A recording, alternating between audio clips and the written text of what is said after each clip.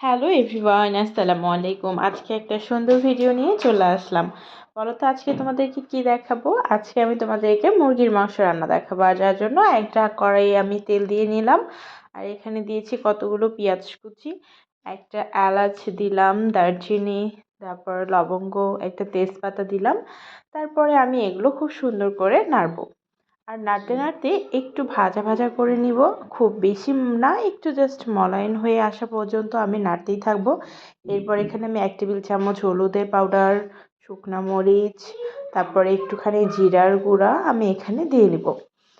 তারপর এই তো আমি আবারও নাড়তেছি। এরপরে জাস্ট একটু মলায়েন হওয়া আসা পর্যন্ত আমাকে কিন্তু নাড়তে হবে। আর তোমরা কে কীভাবে মাংস রান্না করো আমাকে জানাবা। আর এই যে দেখতেছো, এখানে কিন্তু আমি একদম আদা, রসুন, তারপরে কাঁচামরিচ সব একসাথে ব্লেন্ড করে নিয়েছি। তারপর এখানে দিয়ে সুন্দর করে নাড়তেছি। তারপরে এই তো লো ফ্লেমে রেখে আমি সবসময় মশলাটা কষিয়ে নিই। তারপর এখানে আমি হালকা একটু পানি দিয়ে নিলাম। পানি দিয়ে নেওয়ার পর কিন্তু আমি সুন্দর করে নেড়েচেড়ে রেখে দিলাম। এরপরে খুব আস্তে আস্তে মশলাগুলোকে কষাতে হবে। এরপরে এখানে আমি একটু হাফ টিস্পুন জিরার গুঁড়া, ধনিয়ার গুঁড়া আর আপনার গরম মশলার পাউডার একটুখানি দিয়ে নিলাম। তো এই অনেকে আছে যে আস্ত গরম মশলা ব্যবহার করলে আর পাউডার গরম মশলাটা ব্যবহার করে না। বাট আমি একটু গরম মশলা দিয়ে নিলাম, পাউডার গরম মশলাটা। কিংবা রেডিমিক্স যেগুলো মুরগির মাংসের মশলা পাওয়া যায়, এগুলো দিলে কিন্তু তোমাদেরকে আর এরকম বাটা মশলা মানে গুঁড়া বা গরম মশলা, জিরা, ধনিয়া এগুলো না দিলেও চলবে। তারপরে এই তো আমি মশলাগুলো কষিয়ে নিচ্ছি। আর এই রান্নার ভিডিওগুলো তোমাদের দেখলে কেমন লাগে একটু আমাকে কমেন্ট বক্সে জানাই যাবা, ঠিক আছে? দেখতে পাচ্ছ আজকে আমি দেশি মুরগি রান্না করব। আর এই তো মাংসগুলো দিয়ে নিলাম মশলার মধ্যে।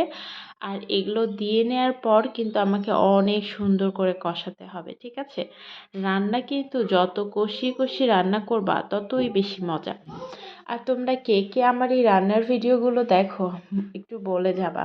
অনেকে আমাকে কমেন্ট বক্সে, ইনবক্সে মেসেজ করে থাকো যে আপু তুমি আমাদেরকে রান্নার ভিডিও দিবা, আমরা দেখব। বাট সত্যি কথা বলতে আমার সময় একেবারেই হয়ে ওঠে না, যার জন্য আমি কিন্তু রেগুলার ভিডিও আপলোড করতে পারি না।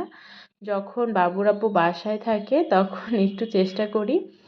আর এই যে লবণ, আমি কিন্তু লবণটা একদম শেষ পর্যায়ে দিলাম। তার মানে মশলাগুলো কষিয়ে নেওয়ার পর তারপরে আমি এখানে লবণ অ্যাড করলাম। অনেকে আছে যারা কিনা মশলা যখন দেয় আর কি তখনই লবণ দিয়ে দেয়। আমি একটু এভাবেই লবণ ইউজ করি আর কি, এটা যার যার ইচ্ছার উপর ডিপেন্ড করে।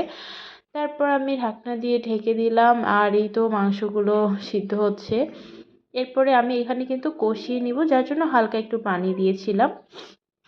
তারপরেই তো কষানো হচ্ছে, দেখতেই পাচ্ছ অলমোস্ট মাংস কিন্তু রান্না হয়ে আসছে, এরকম ব্যাপারটা দেখাচ্ছে, তাই না? মাংস কষানোর পর তোমরা কে কে এরকম ভুল করে ফেলো যে হয়েই গিয়েছে খেয়ে ফেলি? ছোটোবেলায় আমি এটা খুব করতাম।